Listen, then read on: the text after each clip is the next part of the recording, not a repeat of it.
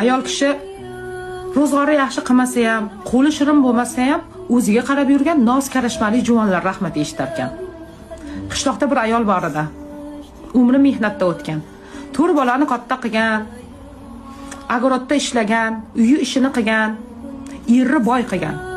Erini shuncha puli bo'la turib, boyaga ayol biron marta kosmetologga bormagan, salonga chiqib qoshini terdirmagan.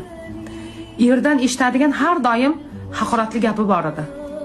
Ayol ozg'incha, yuzlariga ajin tushib ketgan edi.